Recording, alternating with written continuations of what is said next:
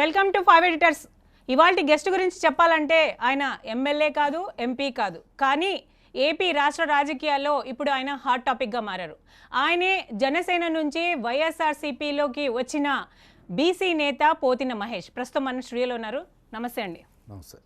Pothina మహేష్ని questions తోటి shoot చేయడానికి సిద్ధంగా ఉన్నారు మన 5 ఎడిటర్స్. తిలక్ గారు, చలపతిరావు గారు, కృష్ణ గారు, ఎస్కే బాబు గారు, రమణారెడ్డి గారు. సో పోతిన మహేష్ గారు, జనసేన నుంచి వైఎస్ఆర్సీపీలోకి రావడానికి కేవలం ఒకే ఒక కారణం మాకు కనిపిస్తుంది. అది మీకు సీటు రాకపోవడం. కరెక్టా? ఇది ఖచ్చితంగా వాస్తవం కాదు. నేను అనేక సందర్భాల్లో మాట్లాడాను, మీరు చూసుకోవచ్చు. మార్చి 15 నుంచి కూడా నేను ఒకటే మాట మాట్లాడాను. రాజధాని ప్రాంతంలో జనసేన పార్టీ జెండా ఉండాలి, గాజు గ్లాస్ సింబల్ ఉండాలి, కేడర్ని కాపాడుకోవడానికి ఖచ్చితంగా జనసేన పార్టీ ఉనికి ఉండాలి. దానితో పాటుగా పశ్చిమ నియోజకవర్గంలో నాకు సీటు కేటాయిస్తాన్నారు, రెండో జాబితాలో నా పేరు ప్రకటిస్తానన్నారు. స్వయంగా పవన్ కళ్యాణ్ గారి ఇంటికి పిలిచి నాకు ఈ హామీ ఇచ్చారు. కాబట్టి నేను పశ్చిమ నియోజకవర్గంలో సీటు బలంగా డిమాండ్ చేసిన మాట వాస్తవం. అది కూడా శాంతియుతంగా మేము ధర్నాలు, నిరసనలు చేసాం, దీక్షలు చేసాం. మరి జనసేన పార్టీ ఉనికి కోల్పోతుంది కాబట్టి నేను ప్రశ్నించా. మీరు కావాలంటే మార్చి 15 నుంచి ఎక్కడైనా చూసుకోవచ్చు. నేను పశ్చిమ నియోజకవర్గ సీట్ ఒకటే మాట్లాడాలా, రాజధాని ప్రాంతంలో ఖచ్చితంగా జనసేన పార్టీ జెండా ఉండాలి, గాజు గ్లాస్ సింబల్ ఉండాలి, ఉనికి ఉండాలని మాట్లాడా. ఎవరైనా సరే రికార్డులు వెనక్కి వెళ్ళి చూసుకోవచ్చు. నేను మాట్లాడిన ప్రతి ప్రశ్నకి ఇంతవరకు జనసేన పార్టీ నుంచి ఒక్కరు కూడా సమాధానం. మహేష్ గారు, నా క్వశ్చన్ ఏంటంటే మీరు పార్టీ మారడానికి కారణం ఏంటి? 25 కేజీల బియ్యం కాదు, 25 సంవత్సరాల భవిష్యత్ ఇస్తా యువతరానికి అని చెప్పినటువంటి పవన్ కళ్యాణ్ గారు పట్టుమని 25 సీట్లు కూడా తీసుకోకుండా, ఆ తీసుకున్న 21 సీట్లలో కూడా జనసేన పార్టీ నాయకులతో నింపకుండా ఇతర పార్టీ నాయకులను నింపి జనసేన పార్టీ భవిష్యత్తుని ఖచ్చితంగా తెలుగుదేశం పార్టీ చేతిలో పెట్టారన్న విషయం రాష్ట్రంలో ప్రతి ఒక్కరికి కూడా తెలుసు. ఇంకా జనసేన పార్టీని ఎవ్వరూ నమ్మేటువంటి పరిస్థితిలో లేరు. నాకన్నా ముందు చాలామంది నాయకులు జనసేన పార్టీ నుంచి బయటికి వెళ్ళారు. మరి వాళ్ళని వేయినటువంటి ప్రశ్నలు నన్నే ఎందుకు వేస్తూ ఉన్నారు? నేను అడిగిన మాట వాస్తవం. నాలాంటి కొత్త తరం రాజకీయ నాయకులకి రాజకీయ భవిష్యత్తు ఇస్తాం, ఎమ్మెల్యేలు చేస్తామని చెప్పి మమ్మల్ని వాడుకొని ఆస్తులు అమ్మించి కేసులు పెట్టించుకున్న తర్వాత వాడుకొని వదిలేయడాన్ని ప్రశ్నించాం. మీకు నిజంగా మాలాంటి కొత్త తరం రాజకీయ నాయకులను ప్రోత్సహించాలనుకుంటే ఇంతవరకు 21 సీట్లలో ఒక్క కొత్త తరం రాజకీయ నాయకుడికైనా ఇచ్చారా? ఒక్క యువతరం నాయకుడికైనా ఇచ్చారా? అందరూ కూడా సీనియర్స్కి, అలాగే రిటైర్మెంట్కి దగ్గరలో ఉన్నటువంటి వాళ్ళకే సీట్లు కేటాయించారు. దాని మీదనే నేను ప్రశ్నించాను. అంటే మనసు విరిగిపోయి మీరు పార్టీ మారిపోయారా? ఇంకా మీ మనసు విరిగిపోయింది వల్ల పార్టీ మారారా? మనసు విరిగిపోవడం కాదు, నమ్మించి మోసం చేశారు. తడిగుడ్డ లేకుండా గొంతు కోసారు. కేవలం మీ సాక్షిగా చెప్తా ఉన్నా, పోతిన మహేష్కి సీటు కేటాయిస్తాన్న తర్వాత చంద్రబాబు నాయుడు గారు చెప్తే జలీల్ ఖాన్ గారిని ఎందుకు పార్టీ ఆఫీసులోకి రానిచ్చారు? 2 సార్లు ఎందుకు మాట్లాడారు? ఆ తర్వాత ఒక్కలగడ్డ భాస్కర్ రావు గారితో నాదెండ్ల మనోహర్ గారు ఎందుకు అన్నిసార్లు మాట్లాడారు? ఒక ప్రముఖ హోటల్కి సంబంధించిన యజమానితో కూడా ఎందుకు మాట్లాడారు? ఆ తర్వాత సుజనా చౌదరి గారికి పొత్తుల్లో సీటు ఎందుకు కేటాయించారు? నేను కూడా పవన్ కళ్యాణ్ గారితో వెళ్ళి మాట్లాడాను కదా. మాట్లాడితే మహేష్ కైక్లూరు ఇద్దాం, విజయవాడ వెస్ట్ ఆపుతా, ఇంకోసారి విజయవాడ వెస్ట్ గురించి ప్రయత్నం చేస్తా అన్నారు. ఈ పాయింట్ బాగా నోట్ చేసుకోవాలి. నేను మాట్లాడినప్పుడు పవన్ కళ్యాణ్ గారు విజయవాడ వెస్ట్కి ఇంకా టిక్కు పెట్టాలా, చొక్కే పెట్టానన్నారు. ఆ చొక్కకి ఆ టిక్కుకి ఏంటి వ్యత్యాసం పవన్ కళ్యాణ్ గారు కూడా చెప్పాలి. మీకు కూడా అర్థమైపోతుంది, ఆ విషయం అర్థమైపోద్ది. మీరు వరుసగా చూసుకోండి. జలీల్ ఖాన్ గారు తెలుగుదేశం నుంచి, ఒక్కలగడ్డ భాస్కర్ రావు గారు వ్యాపారస్తుడు, ఒక ప్రముఖ హోటల్ యజమాని తైన సుజనా చౌదరి గారు. అంటే మాలాంటోళ్ళని వాడుకొని కేవలం వ్యాపారం కోసం, డబ్బు కోసం మాత్రమే సుజనా చౌదరి గారికి సీటు కేటాయించారు. నమ్మించి తడిగుడ్డ లేకుండా గొంతు కోసి రాజకీయంగా మమ్మల్ని చంపినటువంటి వ్యక్తి పవన్ కళ్యాణ్ గారు, నాదెండ్ల మనోహర్ గారు చేశారు. మీరు పార్టీ మారితే కొబ్బరి బొండాలు నరికే కత్తితో నా చేయి నరికేయండి అని అన్నారు. మరి ఇప్పుడు ఏమంటారు? మీ డైలాగ్ ఏంటి? రాజకీయంగా నన్ను చంపేశారు. నేను నా రాజకీయ పునర్జన్మలో ఎక్కడ కావాలంటే అక్కడ ఉంటా, నాకు నచ్చిన జెండా పట్టుకుంటా. ఎవరు వచ్చినా సరే నా ముందుకు రావాలి. ఏ కత్తి తీసుకొని వస్తారో రమ్మని చెప్తున్నా. నాకు గుండె ధైర్యం ఉంది. ఎవరు వస్తారో రావచ్చు. అట్లాగే ఇంకో మాట కూడా చెప్తా ఉన్నా. పవన్ కళ్యాణ్ గారు ప్రత్యేక హోదా విషయంలో నరేంద్ర మోడీ గారి గురించి మాట్లాడిన సందర్భంలో నా తల కింద పడినా నేను వెనకడుగు వేయినాను. ఇప్పుడు ఆయన తల తీసుకుంటారా ఆయన? అడగండి. రికార్డు కావాలంటే మీకు కూడా పంపిస్తా, TV9లో ఉంటుంది, ఎక్కడైనా చూసుకోండి. ప్రత్యేక హోదాలో నేను వెనక్కి తగ్గను, నా మెడ తెగిపోయిన వెనకడుగు అయినాను. ఇప్పుడు మెడ తీసేసుకుంటారా? జన సైనికులు వెళ్ళి ఆయన మెడ తీసేయండి వెళ్ళి అందరూ. ఆ పిచ్చి సైనికుల్ని, జెండా మోసే కూలీలు ఆ వీడియో కూడా పెడతాయి, వెళ్ళి తీయమనండి. తాడేపల్లి గూడెం సభలో ఏమన్నారు పవన్ కళ్యాణ్ గారు? మీరెవరు నన్ను గెలిపించలేరు, మీకు ఎలక్షనీరింగ్ రాదు, మీరు నన్ను ఓడించారు అని కరెక్ట్గా గోదావరి జిల్లాలో కాపు సామాజిక వర్గం బలంగా ఉండేటువంటి ప్రాంతంలో జన సైనికులను ఎక్కడ అవమానించారు ఆయన? తెలుగుదేశం పార్టీ నాయకుల ముందు, చంద్రబాబు నాయుడు గారి ముందు అవమానిస్తే జన సైనికులు తలదించుకుంటే తెలుగుదేశం పార్టీ నాయకులు చప్పట్లు కొట్టలేదా? ఒకసారి తాడేపల్లిగూడెం సభ వెనక్కి వెళ్ళి చూసుకోవచ్చు. కొట్టిన మాట నిజం కాదా? ఎంతసేపు పోతిన మహేష్ నిబద్ధతని, 5 సంవత్సరాల విలువైన ప్రయాణాన్ని, నా యొక్క క్రమశిక్షణని అందరూ గుర్తు చేసుకోకుండా పనికి మాల కొబ్బరి బొండాలు కత్తి అన్నారు. పవన్ కళ్యాణ్ గారు మెడ తీసేసుకుంటాన్నాడు. వెళ్ళి ఆయన అడగండి, వెళ్ళి మెడ తీసేసుకోవా నువ్వు. మోడీ గారు ప్రత్యేక హోదాలో తగ్గినా నేను తగ్గను, నా తల తెగిపడాలన్నాడు కదా, ఇప్పుడు ఎక్కడ తీసేసుకుంటాడు తల? వెళ్ళి అడగండి ఆయన్ని. మహేష్ గారు, సుజనా చౌదరికి సీటు కేటాయించిన తర్వాత మీరు ఆయన్ని 4 కోట్ల రూపాయలు డిమాండ్ చేశారా లేదా? TV9 నేను ఒక్క మాట చెప్తున్నాను, నా జీవితంలో అలాంటి ఒక రోజు వస్తుందని ఏ రోజు ఊహించలేదండి. హసీనా గారు, రాజకీయాలు దేనికి చేస్తాం? పేరు కోసమో, ప్రజలకు సేవ చేయడంకో, చిరస్థాయిగా మనకు ఒక గుర్తింపు వస్తుంది అనేటువంటి లక్ష్యంతో పనిచేస్తాం. 5 సంవత్సరాల నుంచి ఎవరు డబ్బులు ఇచ్చారు? 8 సంవత్సరాల నుంచి ఎవరు డబ్బులు ఇచ్చారు? పార్టీ ఏమన్నా ఇచ్చిందా? దేనికన్నా? మా సొంత డబ్బులు ఖర్చు పెట్టుకున్నాం, ఆస్తులు అమ్ముకున్నాం. 2019 నుంచి 23 వరకు కూడా ఆస్తులు అమ్ముకున్నాను. నేను చెప్పే 5 ఆస్తులు అమ్ముకున్నా. ఒకటి నా వ్యక్తిగతానికి అమ్ముకున్నా, మిగతా 4 అన్నీ కూడా పార్టీలు తిరగడానికి, రాజకీయాలకి అమ్ముకున్నా అని చెప్ప. ఎవరు? సుజనా చౌదరి మాకు డబ్బులు ఇచ్చేటువంటి వ్యక్తి. సో అవన్నీ కూడా మీరు అవన్నీ అమ్ముకున్నారు, 10 సంవత్సరాలుగా జనసేన ఖర్చు పెట్టారు కాబట్టి అవన్నీ రికవరీ చేసుకోవాలి. ఎలా రికవరీ చేశారు? ఒకటి గుర్తుపెట్టుకోండి. ఎప్పుడు కూడా నేను చెప్పా, ఇదే TV9లో రజనీకాంత్ గారి ముందు చెప్పా, నేను ఎవ్వరిని కూడా రాజకీయాల్లో ఒక వ్యక్తి అమ్ముడు పోవడం అంటే రాజకీయ వ్యభిచారమే. నేను పోరాటాల్లోంచి, ఉద్యమాల్లోంచి వచ్చా. అటువంటి పని నా కంఠంలో ప్రాణం ఉండగా చేయను. నిజంగా నేను కనుక ఏదైనా ఆశించుంటే ఇంతవరకు వస్తుందా? ఒక్క నిమిషం నేను చెప్పిన, ఇంతవరకు వస్తుందా? సీట్ అమ్ముకున్నది పవన్ కళ్యాణ్ గారు 30 కోట్ల రూపాయలకి పెద్ద ఎత్తున మాట్లాడుతున్నారు. మరి నాలాంటి సామాన్యుడికి టికెట్ ఇస్తే పొత్తే ఉన్న పోతుందా? 21, 22 వస్తే 22 స్థానాలకు వెళ్తే పొత్తే ఉన్న పోద్దా? ఏ రాష్ట్ర రాజకీయాలకి ఏమైనా నష్టం వస్తుందా? కూటమికి ఏమైనా దెబ్బ తగులుతుందా? ఏ రోజు కూడా నేను ఎక్కడ అటువంటి పని చేయాలా? నా వ్యక్తిత్వాన్ని చంపేటువంటి కుట్ర ప్రయత్నం పార్టీ చేశారు. సుజనా చౌదరి గారికి అందులో భాగస్వామ్యం ఉందో లేదో నాకు తెలియదు. ఆయనకు కూడా చెప్తా, నేను ఒకటే మాట చెప్పాను, నేను రాజకీయ భవిష్యత్తు కోసం మాట్లాడా, కేడర్ భవిష్యత్తు గురించే మాట్లాడా. పార్టీలో ఎందుకు ఆ హామీ ఇవ్వలేకపోయారని పవన్ కళ్యాణ్ గారు ఎందుకు మాట్లాడాలా? ఇంతవరకు ఒక్క నాయకుడిని పిలిచి పార్టీలో ఎందుకు మాట్లాడాలా? ఒక్క కేడర్ కూడా ఎందుకు నమ్మకం, భరోసా కల్పించరా? డబ్బులు తీసుకునే వ్యక్తినైతే ఇంటర్వ్యూలు, ఈ ఛానల్స్ అన్నీ ఉంటాయా? నా రాజకీయ వ్యక్తిత్వాన్ని చంపాలనుకున్నారు, నన్ను చంపాలనుకున్నారు కాబట్టే నేను బయటకు వచ్చా. సీట్ ఇవ్వాలా? వ్యక్తిగతంగా దాడి చేస్తున్నారు, నా కుటుంబం మీద దాడి చేస్తున్నారు, ఇష్టానుసారం ట్రోలింగ్ చేస్తున్నారు. ఇంకా మేము అక్కడనే ఉండాలా? ఎందుకు జలీల్ ఖాన్ గారిని పిలిచారు? మీరు ఎందుకు మాట్లాడరు? ఒక్కళ్ళు గారు భాస్కర్రావు గారి ఇంటికి నాదేళ్ళ మనోహర్ గారు వెళ్ళారు, ఎందుకు మాట్లాడరు? సుజనా చౌదరి గారికి టికెట్ ఇవ్వకుండా పోతిన మనిషికి టికెట్ ఇస్తే పొత్తే ఉన్న పోద్దా? పవన్ కళ్యాణ్ గారు గెలుస్తారనే గ్యారంటీ లేదు, నాదేళ్ళ మనోహర్ గారు గెలుస్తారనే గ్యారంటీ లేదు. పోతిన మనిషికి సీట్ ఇస్తే ఏమవుతుంది? మేమే త్యాగం చేయాలా? పెత్తందారులు, పెట్టుబడిదారులు త్యాగం చేయరా? ఏ కమ్మ సామాజిక వర్గం వారు త్యాగం చేయరా? ఒక బీసీనే త్యాగం చేయాలా? పోతిన మహేష్ గారు విజయవాడలో జనసేనకి కేర్ ఆఫ్ అడ్రస్ ఉన్నటువంటి పోతిన మహేష్ రాజీనామా చేయటానికి వైసీపీ నుంచి ఏదో ప్యాకేజ్ అందింది అన్న ఒక విమర్శలు ఉన్నాయి. దాని మీద మీరేమంటారు? మీరు ఇక్కడ కూడా పెద్దలు, మీరు కూడా ఒక్క ఆలోచన చేయాలి. నిజంగా ఎవరైనా సరే ఒక్క పైసా కనుక మేము ఆశించుంటే అదే కూటమికి కూడా పనిచేసి ఉండేవాళ్ళం కదా. ఆశించుంటే కూటమికే పనిచేసి ఉండేవాళ్ళం కదా. కానీ బయటికి ఎందుకు వచ్చాం?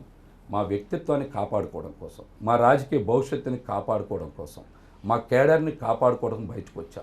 మొన్న కూడా టీవీ నేను రజనీకాంత్ గారి ముందు ఒక మాట చెప్పాను. నేను దుర్గఘాట్కి వచ్చి నేను ఒక్కనే కాదు, నా భార్య నా కూతుర్లు ఇద్దరిని కూడా తీసుకొచ్చి తడి బట్టలతో స్నానం చేసి అమ్మవారి దగ్గర ప్రమాణం చేస్తా, ఎవరైనా సరే నా ఛాలెంజ్ని స్వీకరించవచ్చు, నా ఛాలెంజ్ని స్వీకరించవచ్చు అని చెప్పాను. నేను నిజాయితీగా నిలబడ్డాను కాబట్టి నా మీద ఎవ్వరు ఏం మాట్లాడలేక కొన్ని విమర్శలు చేస్తూ ఉన్నారు. ఎవరైనా ఒక పైసా ఆశించుంటే సుజనా చౌదరి గారి దగ్గర తీసుకోవచ్చు కదా. మనం అట్లా తీసుకోలేదు కాబట్టే కదా నా మీద వ్యక్తిగతంగా దాడి చేస్తున్నారు. ఇటు కాకపోతే అటు, అటు కాకపోతే ఇటు. ఆయన ఇవ్వకపోయిండొచ్చు కదండి మీరు అడిగిన అమౌంట్, ఏంటి దానికి కూడా మీరు బయటకు వచ్చిండొచ్చు కదా. మీకు చెప్తున్నా కదా, నేను రాజకీయాల్లో ఉద్యమాల నుంచి పోరాటాల నుంచి వచ్చాను. నేను అట్లాగనే ఉన్నా. సిద్ధాంతాలు భావజాలు మాటల్లో కాదు చేతల్లో చేసి చూపించాను. నేను నిజంగా ప్రతిపక్షంలో ఉన్నప్పుడు కూడా నేను ఎవరిని ఎక్కడ కూడా ఏం ఆశించకుండా పనిచేసే కదా, నిజాయితీగా నిలబడ్డా కదా. ఇన్ని సంవత్సరాల్లో నా మీద ఒక్క మరక కూడా పడలేదంటే నా ప్రయాణానికి అదే నిదర్శనం. ఇప్పుడు మహేష్ గారు మీరు ఏం చెప్తున్నారు, నేను డబ్బులు కమ్ముడు పోను అందుకోసమని చెప్పేసి నేను ఆత్మ అభిమానం దెబ్బతిని పార్టీ మారాను అంటున్నారు. మీరు అదే పవన్ కళ్యాణ్ సినిమాలు చేసి పార్టీ కోసం డబ్బులు ఖర్చు చేస్తున్నారని జనసేన వాళ్ళు చెప్తుంటే అలాంటి పవన్ కళ్యాణ్ డబ్బుల కోసం సీట్ అమ్ముకున్నాడు అనేటువంటి ఆరోపణ మీరు చేస్తున్నారు. మీరు ఈ 10 ఏళ్లలో పవన్ కళ్యాణ్ ఆ విధంగా డబ్బుల కోసం రాజకీయం చేసినటువంటి విషయం మీ దగ్గర ఏమైనా ఆధారాలు ఉన్నాయా? చాలా మంచి ప్రశ్న వేశారు. 2014 నుంచి 2024 వరకు పవన్ కళ్యాణ్ గారు చేసిన సినిమాలు ఎన్ని సూపర్ డూపర్ హిట్ అయినాయి, ఎన్ని డిజాస్టర్ అయినాయి. మీరు కూడా విశ్లేషకులే కదా, ఒకసారి చూడండి. పవన్ కళ్యాణ్ గారు చేసిన సినిమాలు మొత్తం కూడా 6 కూడా లేవు. ఆయన చేసిన సినిమాలు అత్తారింటికి దారేది, గోపాల, సర్దార్ గబ్బర్ సింగ్, కాటం రాయుడు, అజ్ఞాతవాసి, వకీల్ సాబ్, భీమ్లా నాయక్, బ్రో. ఈ సినిమాలు మొత్తానికి ఆయనకు వచ్చిన రెమ్యునరేషన్ ఎంత, ఆయన కట్టిన ఇన్కమ్ ట్యాక్స్ ఎంత, ఆయన పార్టీ కోసం ఖర్చు పెట్టింది ఎంత, ఆయన కొన్న ఆస్తులు ఎంత, 2014 నుంచి 2024 వరకు ఆయన చేసిన సినిమాలు ఎన్ని మీకు చెప్పే వరుసగా. ఇందులో సూపర్ హిట్ అయిన ఎన్ని, ఆయన రెమ్యునరేషన్ ఎంత, ఆయన ఇన్కమ్ ట్యాక్స్ కట్టింది ఎంత, ఆయన మెయింటెనెన్స్ పోగా మిగిలినది ఎంత, ఆయన పార్టీ కోసం ఖర్చు చేసింది ఎంత, దాని తర్వాత ఆయన కొన్న ఆస్తులు ఎంత, ఇప్పుడు వరకు ఆయన కొన్న ఆస్తులు ఎంత. ఆంజనేయులు గారు నేను సూటిగానే మాట్లాడుతున్నా, చెప్పిన సినిమాలు కూడా చూసుకోవచ్చు. ఎన్ని వందల కోట్ల రూపాయలు ఆడినాయో ఆడలేదో మీకు లెక్క తెలుస్తుంది. నేను ఇవాళ పొద్దునే తీసా, ఇది కూడా ఆ సినిమాలు కూడా తీసుకొచ్చి. వైసీపీ వాళ్ళు ప్యాకేజ్ స్టార్ అంటున్నారు, ప్యాకేజ్ తీసుకుంటున్నారు అంటున్నారు. అయితే ఎవరి దగ్గర నుంచి ఈ ప్యాకేజ్ తీసుకున్నారు? సపోజ్ ఈ డబ్బులన్నీ రాలేదు, సినిమాల్లో వచ్చిన డబ్బులన్నీ వేరే వాళ్ళు ఇస్తున్నారని ఎవరు ఇస్తున్నారు, ఎలా ఇస్తున్నారు? మీరు పార్టీలో ఉన్నారు కదా, పవన్ కళ్యాణ్కి అత్యంత సన్నిహితులు కూడా మీరు. దాని మీద సన్నిహితులు కూడా. నేను సన్నిహితుని కాదు, బలిహోళ్ళ నాదెండ్ల మనోహర్ గారు సన్నిహితులు, లేకపోతే ఇప్పుడు వచ్చిన కొంతమంది వ్యక్తులు సన్నిహితులు. నేను సన్నిహితుని కాదు, ఆ పార్టీలో నాయకుడు మాత్రమే, సన్నిహితుని కాదు. సన్నిహితులు అంటే త్రివిక్రమ్ శ్రీనివాస్ గారు, నాదెండ్ల మనోహర్ గారు, లేకపోతే నర్రా శ్రీనివాస్ గారు, నాగబాబు గారు, అట్లాంటి వాళ్ళకి సన్నిహితులు అంటారు. టీ టైం శ్రీనివాస్, ఉదయ్ శ్రీనివాస్, అట్లాంటి వాళ్ళకి సన్నిహితులు అంటారు. మేము సన్నిహితులు కాదు. ఎందుకు సన్నిహితులు కాలేకపోయారు? ఆ స్థాయి డబ్బున్నోడు కాదు కాబట్టి, ఆ స్థాయి డబ్బున్నోడు కాదు కాబట్టి నేను సన్నిహితుడు కాలేకపోయా. మీరు అడిగారు డబ్బులు ఎవరిస్తున్నారని. పవన్ కళ్యాణ్ గారికి డబ్బులు ఎవరిస్తారనేది బహిరంగ సత్యం. చంద్రబాబు నాయుడు గారి దగ్గర నుంచో, తెలుగుదేశం పార్టీ నుంచి, వేరే ఎవరి దగ్గర నుంచో డబ్బులు వస్తున్నాయి అనేది అంత చర్చ జరుగుతుంది. ఖచ్చితంగా నేను ఒక మాట చెప్పి ఆ మాట మీద నిలబడతా. ఎన్నికలకి ముందే నా దగ్గర ఉన్న ఒక్క ఆధారాన్ని కూడా పవన్ కళ్యాణ్ గారు కొన్న ఆస్తి విషయాన్ని బయట పెడతా. ఇప్పుడు మీ రాజకీయ భవిష్యత్తుని దెబ్బతీశాడు పవన్ కళ్యాణ్ అని చెప్పారు. ఇప్పుడు వైసీపీలో ఇదే సమయంలో వైసీపీలో కూడా ఏళ్ల తరబడి దాదాపు 5 ఏళ్ళు 10 ఏళ్ళ సీటు కోసం మీలాగా ఆస్తులు అమ్ముకునే వాళ్ళు, అలాగే ఎంతో రాజకీయ ఉద్యోగ భవిష్యత్తు ఉందని ఆ పార్టీలో కొనసాగిన వాళ్ళు ఈ మధ్య కాలంలో వైసీపీని జగన్ని దూషిస్తూ బయటకు వచ్చారు. అలాంటి సమయంలో మీకు వైసీపీలో మంచి ఉజ్వల భవిష్యత్తు ఉంటుందని, తారాజువులాగా దూసుకెళ్తారని ఏ విధంగా ఊహించుకోగలుగుతున్నారు? జగన్మోహన్ రెడ్డి గారు కూడా సామాన్యుల పక్షాన నిలబడతారనే సంపూర్ణ విశ్వాసం ఉంది. బీసీ, ఎస్సీ, ఎస్టీ, మైనారిటీలకి అత్యధిక సీట్లు కేటాయించినటువంటి వ్యక్తి కనుక వారు ఖచ్చితంగా బలహీన వర్గాలకి, నాలాంటి వ్యక్తులకి ప్రాధాన్యత ఇస్తారనేటువంటి విశ్వాసం ఉంది. ఆయన కూడా మాట ఇస్తే మాట తప్పరు, అదేవిధంగా మాట ఇస్తే మడమ తిప్పరనేటువంటి విశ్వాసం నాకుంది. అలాగే వైఎస్ఆర్సీపీ పార్టీని సుదీర్ఘకాలం ఆయన బతుకున్నంత వరకు నడుపుతారనే నమ్మకం ఉంది. ఆయన నటుకుల సంఘానికి అధ్యక్షుడు కాదు, ప్రజల తరపున పార్టీ తరపున ఖచ్చితంగా ఏదో ఒకటి చేయాలనేటువంటి ఒక మంచి ఉద్దేశంతో నడుస్తున్నారు. కాబట్టి జగన్మోహన్ రెడ్డి గారి మీద అటువంటి నమ్మకం ఉంది. ఎక్కడా కూడా కొత్త తరం రాజకీయ నాయకులను ఒక్కలను కూడా ప్రోత్సహించినటువంటి పవన్ కళ్యాణ్ గారికి, కొన్ని వందల మందిని ప్రోత్సహించినటువంటి జగన్మోహన్ రెడ్డి గారికి పొంతన ఎక్కడైనా ఉందా? మీకు నాకు జనసేనలో విశ్వాసం సీట్ ఉంది. రాలేదు, ఇప్పుడు వైసీపీలో కూడా సీట్ లేదు కదా, మీరు అదనంగా వచ్చినటువంటి ఉపయోగం ఏముంది దీంట్లో? ఒకటి నా వ్యక్తిగత గౌరవాన్ని కాపాడుకోవడం, 2 బడుగు బలహీన వర్గాలకి, ఎస్సీ ఎస్టీ ముస్లింలకి ప్రాధాన్యత ఇస్తూ ముందుకు తీసుకెళ్తూ కొత్త తరం రాజకీయ నాయకుల్ని ప్రోత్సహిస్తున్నారు. కాబట్టి ఖచ్చితంగా నా రాజకీయ భవిష్యత్తు జగన్మోహన్ రెడ్డి గారి దగ్గర ఉజ్వలంగా ఉంటుందనేటువంటి సంపూర్ణ విశ్వాసంతోనే నేను వైఎస్ఆర్సీపీ పార్టీలో చేరా. వారు కూడా నన్ను మనస్ఫూర్తిగా ఆహ్వానించారు, మీరు కూడా చూశారు. నన్ను కౌగులించుకొని ఖచ్చితంగా నీకు మంచి భవిష్యత్తు ఉంటుందని భరోసా ఇచ్చారు. ఆ నమ్మకంతోనే నేను పెద్దల సుబ్బారెడ్డి గారిని కూడా కలిసిన తర్వాత, మాట్లాడిన తర్వాతనే సీఎం గారి దగ్గరికి వెళ్ళి కలవగలుగుతున్నాను. మహేష్ గారు, మీరు సీటు కోసం పోరాడే సమయాల దశలో మీరు ఒక మాట అన్నారు, అంటే నేను ఏ పార్టీ ఏ వ్యక్తిని కూడా నాకు సీటు రాకపోతే నేను ఏ వ్యక్తిని ఏ జెండా మోయను అని చెప్పి మీరు స్పష్టంగా కూడా పలుమార్లు అన్నారు. నేను ఏ వ్యక్తిని సపోర్ట్ చేయను, ఈ నియోజకవర్గంలో ఏ జెండా మోయను అన్నారు. ఇప్పుడు ఏంటి పరిస్థితి? మీరు దానికి భిన్నంగా జరుగుతున్నది కదా. మంచి ప్రశ్న వేశారు చంద్ర గారు. అప్పటి వరకు కూడా సుజనా చౌదరి గారు లాంటి క్యాపిటలిస్ట్ని తీసుకొస్తారని, పార్టీ పెద్ద ఎత్తున ఆయన దగ్గర డబ్బులు తీసుకుంటుందని, మమ్మల్ని అందరినీ కూడా తడిగుడ్డ లేకుండా గొంతు కోశారని, నేనే కాదు ఈ రాష్ట్రంలో ఉండే జన సైనికుల భవిష్యత్తు మొత్తాన్ని కూడా జెండా మోసే కూలీలుగా చేశారని, ఇవన్నీ నేను నిర్ధారించుకున్న తర్వాతే బయటకు వచ్చి మాట్లాడా. కృష్ణా గుంటూరు జిల్లాల్లో జనసేన పార్టీ జెండా పట్టుకొని తిరిగి 5 సంవత్సరాల నుంచి నిలబడిన ఒక్క వ్యక్తికి కూడా సీటు ఎందుకు ఇవ్వాలా? కాపు నాయకుడు మీకు కనపడలేదా? బీసీ ఎస్సీ ఎస్టీ ముస్లిమ్స్ కనపడలేదా అని ప్రశ్నించేది. ఇంతవరకు దానికి సమాధానం చెప్పలా. జనసేన పార్టీ రాష్ట్రంలో 154 స్థానాల్లో పోటీ చేయట్ల, 21 స్థానాలు. ఆ 21లో కూడా 11 స్థానాలు ఇతర పార్టీలకు ఇచ్చారంటే 165 స్థానాల్లో జనసేన పార్టీ లేదు.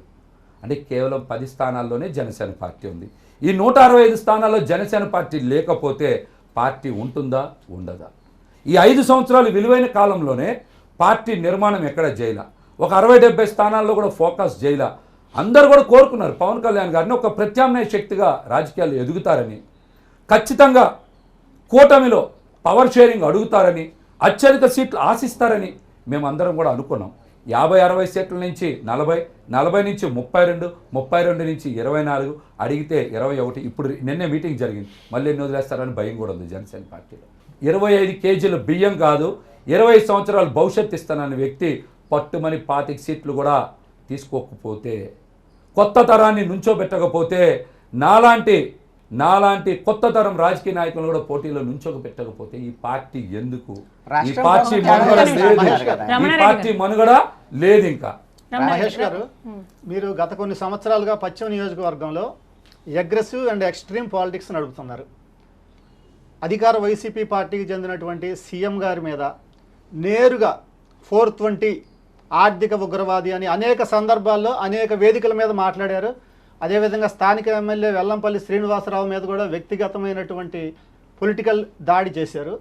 అనేక మంది కార్పొరేటర్ల మీద కూడా మీరు ఆ రకమైన రకరకాల రూపాల్లో చేశారు.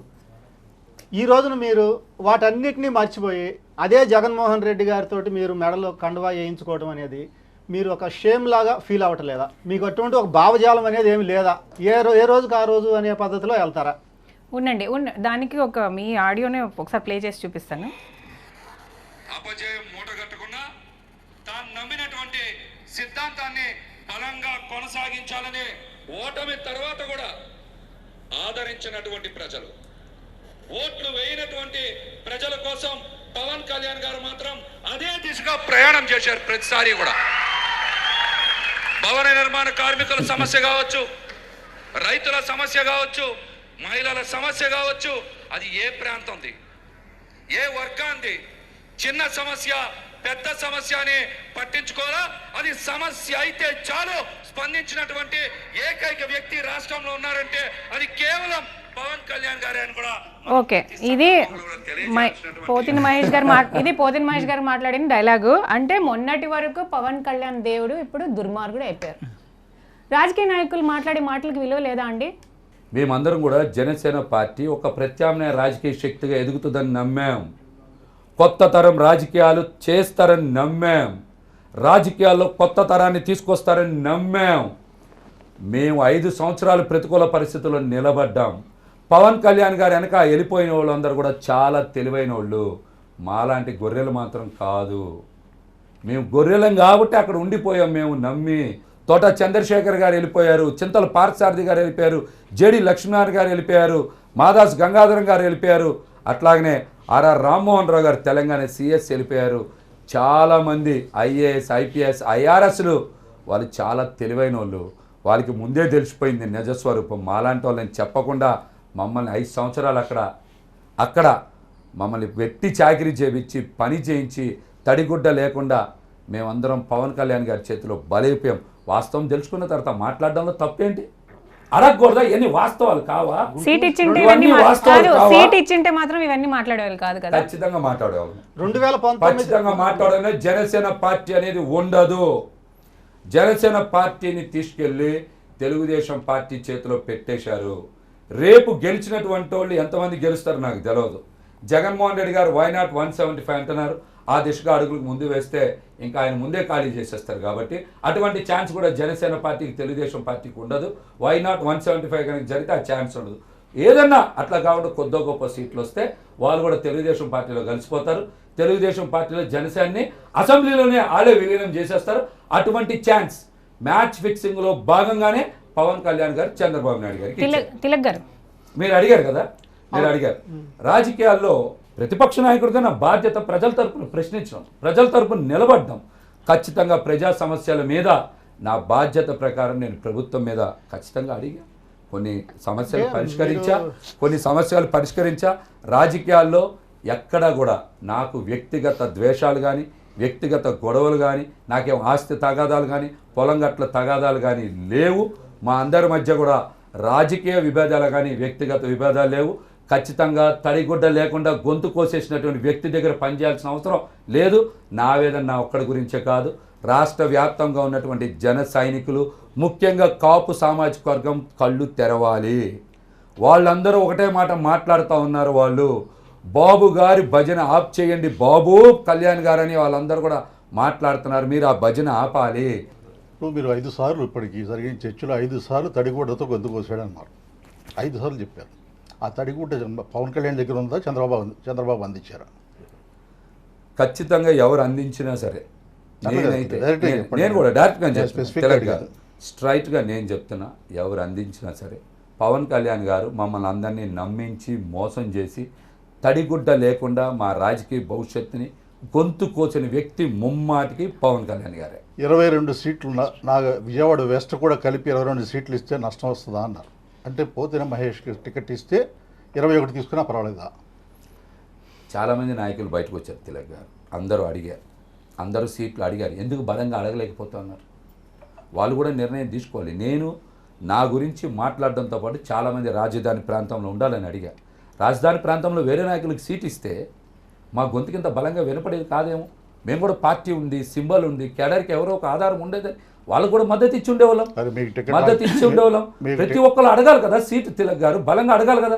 ఎందుకు డ్రాప్ అయిపోతున్నారో ఆ నాయకులు సమాధానం చెప్పాలి. నేను కాదు, నిలబడ్డ నన్ను కాదు, నిలబడినటువంటి నాయకులు సమాధానం చెప్పాలి. మీకు టికెట్ రాకపోవడానికి కారణం 5 కోట్ల రూపాయలు డిపాజిట్ చేయమని పార్టీ అకౌంట్లో అడిగారని, మీరు చేయలేకపోవడం వల్ల మీకు టికెట్ ఇవ్వలేదని ఒక చర్చ నడుస్తుంది. ఎంతవరకు నిజం? అది పచ్చి తప్పు. పార్టీ డబ్బులు చూసుకోమన్న మాట వాస్తవం. ఆ డబ్బులు నేను జనవరి 7వ తారీఖుకి అరేంజ్ చేసుకున్న మాట వాస్తవం. ఎక్కడ తీసుకుని నేను 8 crores ఖర్చు పెట్టాలనే మాట ఒకటి అనుకున్నాం. బహిరంగంగా చెప్తాను. ఇందులో పెద్ద ఎలక్షన్ కమిషన్ అందరూ కూడా అనుకున్నారు.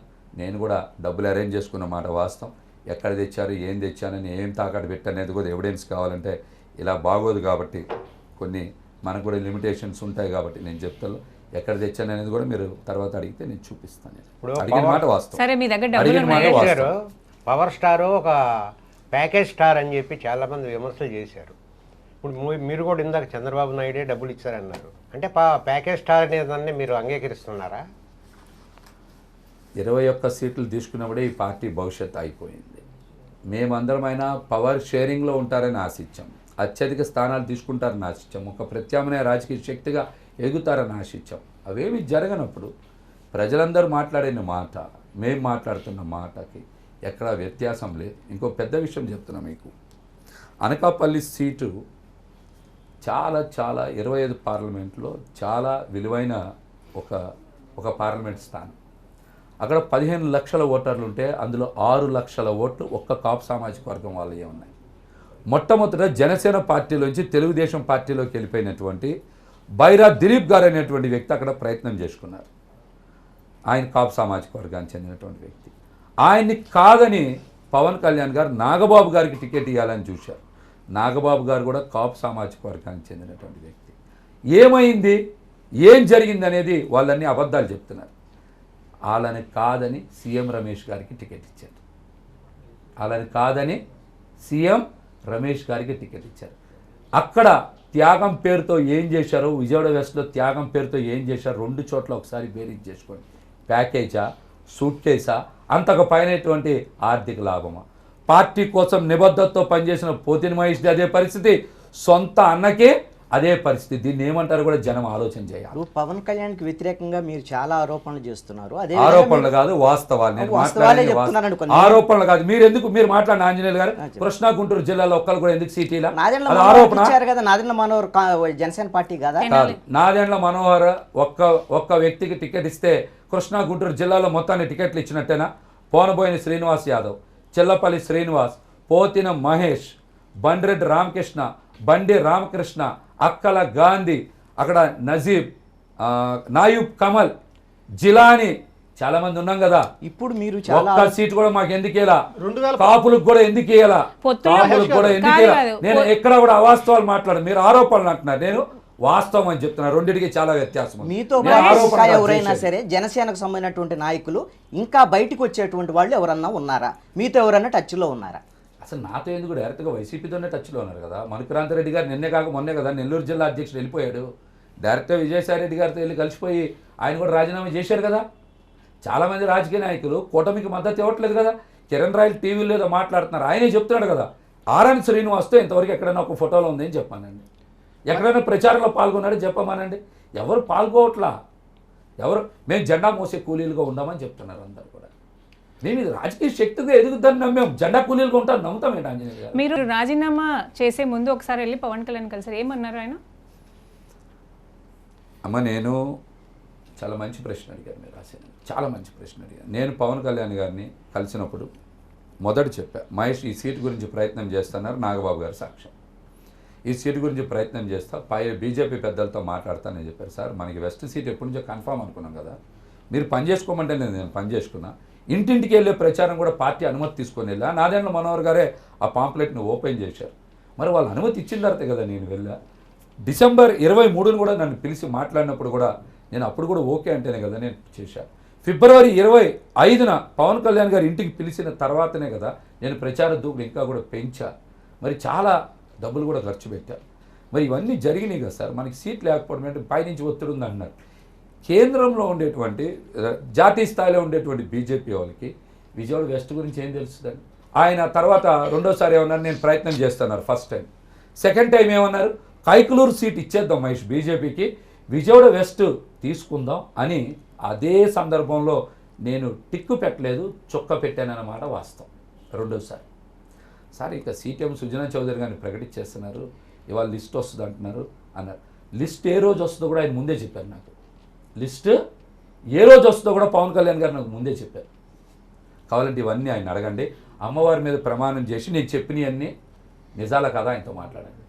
నేను చెప్పినవన్నీ నిజాల కదా మాట్లాడి. ఆయన కూడా మాట వస్తే అమ్మవారు అమ్మవారు అంటారు కదా ఎక్కడైనా సరే. ఆయన నచ్చే దైవం, లేకపోతే దత్తాత్రేయుడు అంటారు కదా, ఆయన నచ్చే దైవం మీద ప్రమాణం చేసి చెప్పండి ఇవన్నీ జరిగినాయా లేదా. సుజనా చౌదరి మీద ఏమైనా ప్రత్యేకమైనటువంటి మీకు ద్వేషం ఉందా, లేకపోతే బీజేపీకి ఇవ్వడం, లేకపోతే మీకు సీట్ రాకపోవటం, ఈ మూడిట్లో ఏటి మీద మీకు ఎక్కువ ప్రాధాన్యమైనటువంటి అంశంగా ఉంది? ఎందుకంటే ఎక్కువ సార్లు మీరు సుజనా చౌదరి అతను పెట్టుబడిదారుడు, అతనికి ఇవ్వటం అనేటువంటి అంశాలే మాట్లాడారు కాబట్టి అడుగుతున్నా. మొట్టమొదట నాకు ఇచ్చిన హామీని నిలబెట్టుకోకపోవడం అనే దాన్నే నేను పూర్తిగా పార్టీలో నేను మాట్లాడాను. మీకు పనిచేసినటువంటి నాయకుడిని నిలబెట్టుకోలేకపోతే నమ్మకం కలిగించలేకపోతే మీరు ఎవరికి భరోసా కల్పిస్తారని మాట్లాడి, అది జరిగిన తర్వాత నేను భారతీయ జనతా పార్టీకో ఇంకోరికో వ్యతిరేకం కాదు. నాలాంటి సామాన్యులకో ఎవరికో టికెట్ ఇస్తే బాగానే ఉండేది. కానీ ఈ సీటుని అమ్మకం చేశారు, ఈ సీటుని అమ్మకం చేశారు. మధ్యలో కూడా ఒక్కలగడ భాస్కర్రావు గారు అనేటువంటి వ్యక్తి దగ్గరికి నాదెండ్ల మనోహర్ గారు వచ్చారు, బేరం పెట్టుకున్నారు. అంతకు మించి ఎవరైనా ఇస్తారేమోనని ప్రయత్నం చేశారు. అంతకు మించి ఇచ్చేటువంటి వ్యక్తి సుజనా చౌదరి గారు వచ్చారు కాబట్టి ఆయనకి టికెట్ ఇచ్చారు. ఆయన మొన్న ఏప్రిల్ 3వ తారీఖున కూడా పవన్ కళ్యాణ్ గారిని పిఠాపురంలో కలిసినప్పుడు కూడా ఆంజనేయులు గారు బాగా నోట్ చేసుకోవాలి. పిఠాపురంలో కలిసిన ముందు వరకు నన్ను ఏం మాట్లాడాల పార్టీ. పిఠాపురంలో కలిసినప్పుడు సుజనా చౌదరి గారిని పార్టీ ఫండ్ అడిగిన మాట వాస్తవం. ఆయన బయటకు వచ్చి ఈ మాట చెప్పిన మాట వాస్తవం. సుజనా చౌదరి గారిని కూడా అడగండి, పార్టీ ఫండ్ మీరు ఎంత ఇచ్చారు, ఎంత పంపించారని అడగండి. ఈ మాట వాస్తవం. నేను అసలు మా నియోజకవర్గం గురించి తెలియనటువంటి వ్యక్తికి, అసలు కేంద్ర స్థాయిలో మంత్రిగా పనిచేసి రాజ్యసభలో పనిచేసినటువంటి వ్యక్తి ఎమ్మెల్యేగా మాలాంటి ఒక కొత్త తరం రాజకీయ భవిష్యత్తును లాక్కోవడాన్ని, అటువంటి పెట్టుబడిదారుని నేను యాక్సెప్ట్ చెయ్యాలా? ఇప్పటి వరకు మీరు వైఎస్ఆర్సీపీ నేతల్ని, వెల్లంపల్లి శ్రీనివాస్ని అందరినీ విమర్శిస్తారు. ఇప్పుడు మీరు చేసిన విమర్శలన్నీ ఫేకా? హసీనా గారు ఈ రోజుకి లేకపోతే ఈ రోజుకి కూడా ఆ కామెంట్స్ మీరు చేసిన దానికి మీరు కట్టుబడి ఉన్నారా? రాజకీయాల్లో ప్రతిపక్షంలో ఉన్నప్పుడు చాలా అంశాలు లేవనెత్తుతాం. ప్రజల కోసమే కదా మాట్లాడేది, మా వ్యక్తిగతంగా ఎక్కడ మాట్లాడడం కదా. దానివల్ల మెరుగైన పాలన వస్తుంది, మెరుగైన ఫలితాలు వస్తాయి, ప్రజలకి మంచి జరుగుద్దని కదా మాట్లాడతాం.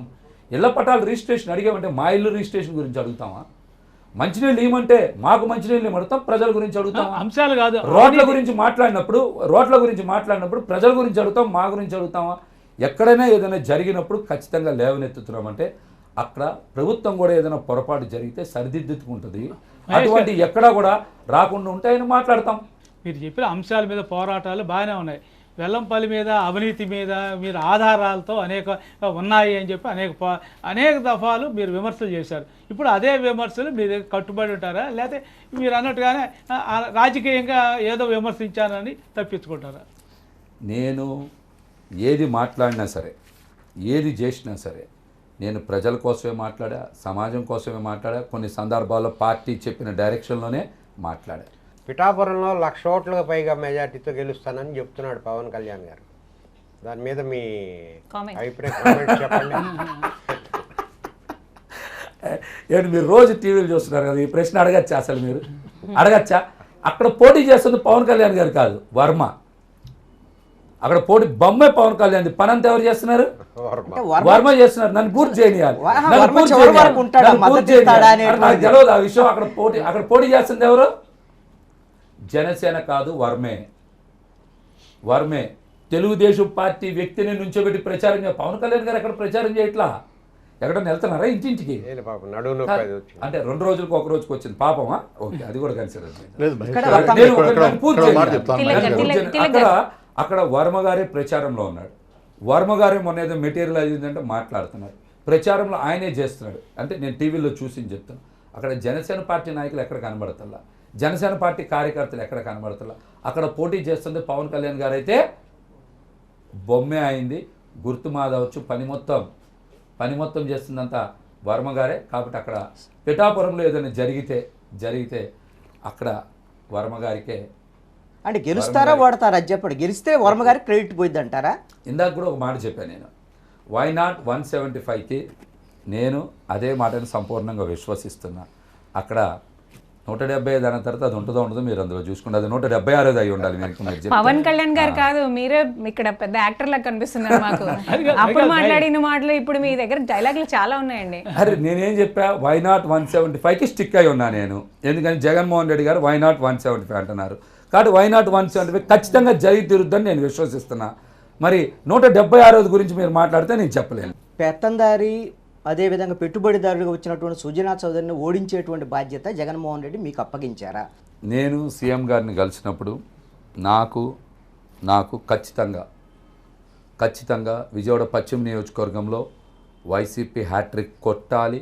అక్కడ సుజనా చౌదరి అనేటువంటి ఒక క్యాపిటలిస్ట్ వారు ఓడిపోవాలి. ఓడిపోతేనే పేదలకి పెత్తందారులకి మధ్య పేదలు గెలుస్తారనేటువంటి సంకేతం బలంగా పోవాలి. కాబట్టి ఖచ్చితంగా అసలు నియోజకవర్గానికి సంబంధం లేనటువంటి వ్యక్తి, ఎప్పుడు ప్రైవేట్ జట్లలో చాపర్లో తిరిగేటువంటి వ్యక్తి, వేల కోట్లు బ్యాంకులకి ఎగ్గొట్టినటువంటి వ్యక్తి ప్రజాసేవ ఎప్పటికీ చెయ్యలేరు. నియోజకవర్గానికి వచ్చేటప్పుడు కూడా ఆయన రాజస్థాన్లో సొంత పెళ్ళిళ్ళకి వాళ్ళ ఇంట్లో పెళ్ళిళ్ళకి కూడా ప్రైవేట్ ఫ్లైట్లో వెళ్ళి వచ్చినటువంటి వ్యక్తి. పశ్చిమ నియోజకవర్గం పేదలు ఎక్కువగా ఉండేటువంటి ప్రాంతం, కొండ ప్రాంతాల్లో ఎక్కువగా నివాసం ఉండేటువంటి ప్రాంతం. అటువంటి వ్యక్తి అక్కడ ఎట్టి పరిస్థితుల్లో ప్రజాసేవ చేయలేరు, ప్రజలు కూడా ఆదరించరు.